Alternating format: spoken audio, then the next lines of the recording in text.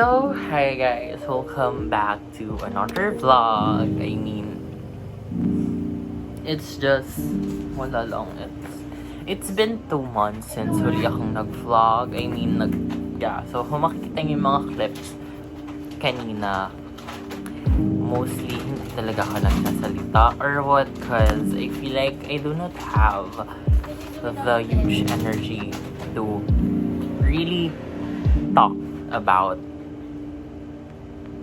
To talk. Ayun, wala akong energy to talk. And kasi sobrang daming ganaps during this past weeks. And I've been inactive sa YouTube for like 2 months since naging busy talaga ako sa school. And I tried to focus on the things that I tried to focus sa academics ko. Kasi alam mo yun, kailangan kong bumawi. But, ayun, since tapos ng school year, ayun, I'm here ulit, I'm vlogging. So, for today's video is, mag-haul lang ako for, like, ng mga gamit na napamili namin yesterday. And, so, makikita yung clips na yun na puro lakad kasi nagpunta kami ng Trinoma and also sa Robinsons, Malolos. So, ayun. Papakita ko sa inyo naman kung napamili ko real quick and before I start packing my things for our tomorrow's trip. So, ayun lang.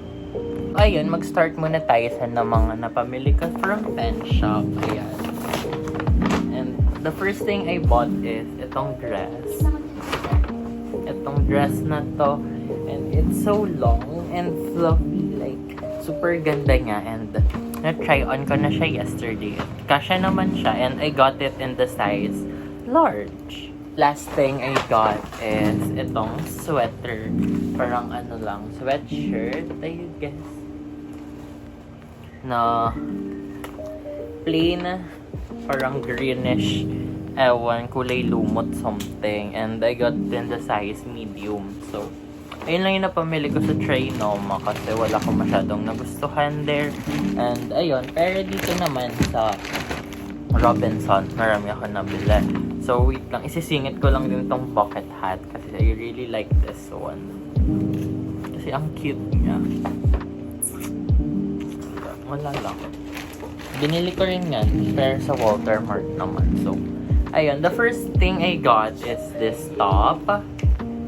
Itong top na to, it's like, hindi ko alam ano tawag dito, pero I got it in the size medium as well.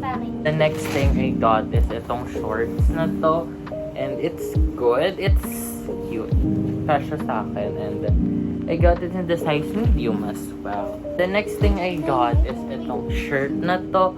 Yeah, it's plain shirt, plain t-shirt lang for $299 and yung texture and medyo siya off-white, medyo cream yung color niya and plain shirt. Also, I got this short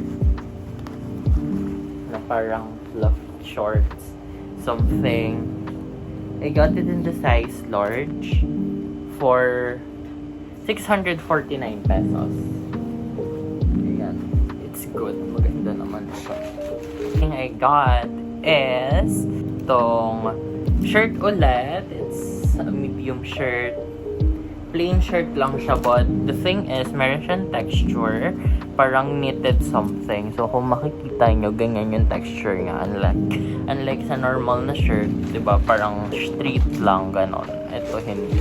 Last thing I got is this sunblock. It's Beach Hot Max 100 SPF PA 100 SPF++. Pwede ba sa mukha yan? So, ayun. Ha? Pwede sa mukha yan? I got it for 629 pesos. Pwede sa So, mukha yan? ayun, that's all for today's haul. And I'm gonna pack my things na. So, yeah.